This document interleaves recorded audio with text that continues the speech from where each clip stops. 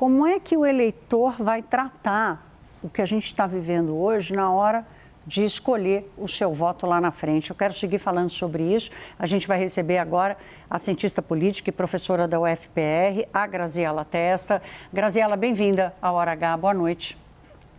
Boa noite, muito obrigada. Sempre uma alegria estar aqui, Thaís. Que bom, alegria nossa, Graziela. Graziela, a sua leitura, primeiro quero te ouvir, a sua leitura sobre esse reequilíbrio das forças aí da política, lidando com esse escândalo, o escândalo da natureza do Master.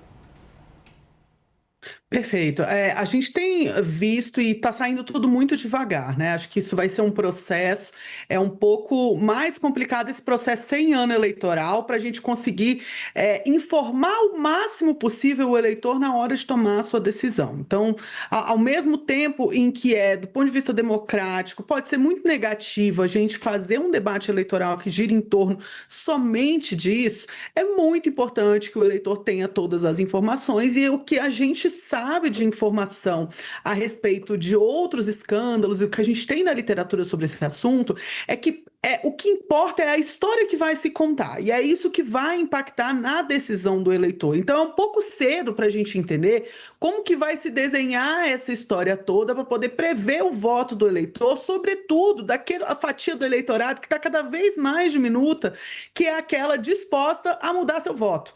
Né? Então a gente está falando desses, a gente não está falando daqueles que de qualquer forma vão votar no Lula ou daqueles que de qualquer forma vão votar em Flávio Bolsonaro. A questão é como isso vai reverberar naquela pequena fatia que está disposta a mudar seu voto, que quer fazer uma decisão informada e adequada para o país. E eu queria muito que essa turma ouvisse discussão de política pública. Isso que está difícil, né?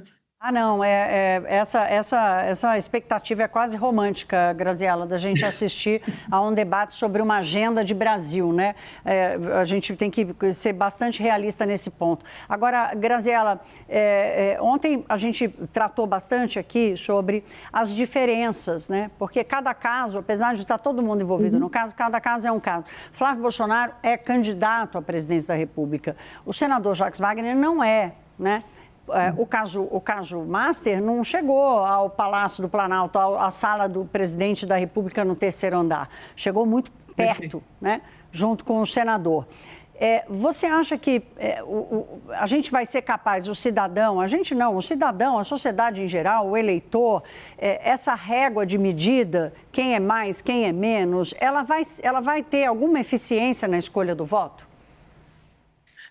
Precisa ter, né? Eu acho que toda a informação ela é útil para a decisão sobre o voto, tá? E você tocou num ponto interessante que é o nível de proximidade. Quando a gente fala de tudo que atingiu diretamente Flávio, se fala inclusive do financiamento do filme, questões que têm a ver de forma mais direta da eleição para a presidência. Quando a gente fala no que surgiu até agora e nessa ligação direta com o Jacques Wagner, que é muito próximo ao presidente, mas que não é Lula, né? Então, eu achei interessante a Juliana trazendo as informações e falando um pouco da Bahia, que provavelmente vai ter o impacto vai ser diferente em diferentes regiões. Então, se você conversar com o eleitor da Bahia, provavelmente ele vai falar que Jacques é Lula. Mas se você conversar com o eleitor aqui no Paraná, essa relação não é tão direta. Né? Mas a questão toda a gente ainda não sabe até onde vai. Né? Aonde vai parar isso, quem mais vai atingir. E uma coisa que me incomoda em vários desses escândalos é que a gente vai direto na classe política e tem que ir, a gente tem que punir, a gente tem esse instrumento democrático de poder punir as pessoas que fazem isso, mas a gente também precisa conversar sobre a corrupção no empresariado e sobre, enfim, quando foi a Lava Jato e agora também, a gente tem que conversar sobre essas diferentes esferas da sociedade que estimulam essa cultura dessas trocas que não fazem nenhum sentido para quem quer construir um país como a gente quer, né? E que quer, enfim, algum uso adequado do dinheiro público para que as políticas públicas cheguem na população que mais precisa e na vida de todo mundo de forma positiva. E nesse processo a gente descredibiliza a política, descredibiliza a democracia, descredibiliza o processo decisório. Né? E isso é muito ruim, né? Isso é muito negativo porque a gente não consegue tomar decisões em conjuntos e a gente só estimula esses antagonismos que têm um impacto negativo na formulação de política pública em última instância. Claro, o cidadão fica vendo, né? O cidadão que ganha R$ 2.500 por mês fica vendo essa turma da política pegando jatinho indo a show no exterior, estação de esqui, degustação de uísque milionário, né? Quer dizer, é uma realidade tão fora, é uma coisa assim tão aviltante, na verdade, para o cidadão, Graziela, que realmente essa distância ela vai aumentando também a separação entre o cidadão e a política. E não há solução fora da política. E é sobre isso que eu quero te ouvir para a gente terminar, Graziela.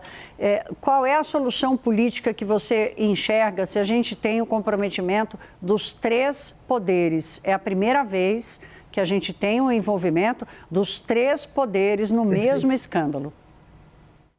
Um caminho que a gente pode começar, Thaís, e que foi falado, era sobre o tal do Código de Ética do Supremo, que se levantou a bola uns 2, 3 meses atrás, depois deu uma sumida, não se falou mais no tema. Mas por que a gente não discute isso, né? O que seria razoável de se esperar ou não seria razoável de se esperar nessa relação do Supremo com a sociedade, com os empresários, com essa turma, né?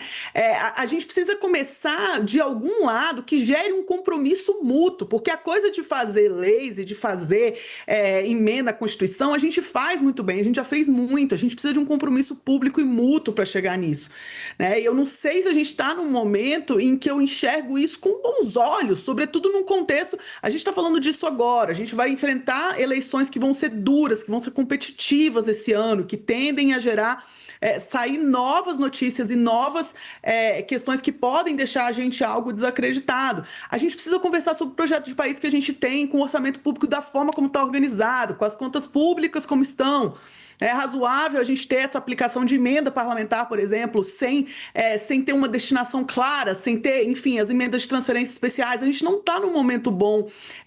Esse antagonismo muito grande dificulta, de alguma medida, a gente precisa ter um compromisso público que não é no nível da formalidade. Isso é na literatura de democracia fala sobre isso, né? A democracia ela se fundamenta em instituições que são, às vezes, informais, que são acordos com relação ao sucesso mútuo e ao futuro do país, né? Acho que isso me incomoda e eu posso estar sendo muito otimista, talvez seja o jogo do Brasil hoje, está todo mundo querendo se agarrar um pouco no otimismo, Thaís, mas eu acho que o futuro é tentar reduzir esses antagonismos nessa discussão pessoalizada e a gente poder falar de política pública, poder falar de segurança pública, de saneamento básico, de coisas muito fundamentais que precisa voltar para o debate e precisa ser tema eleitoral para a vida da população ser afetada positivamente pela política.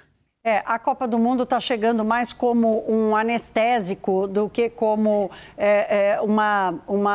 Claro que a gente tem que ser otimista, né, pela nossa seleção, mas acaba anestesiando um pouco as pessoas no meio disso tudo. A gente conversou com Gabriela Testa, que é cientista política, professora da Universidade Federal do Paraná. Minha querida, muito obrigada, é sempre bom te ouvir. Bom fim de semana, boa noite. Muito obrigada, eu que agradeço, Thaís. Boa noite.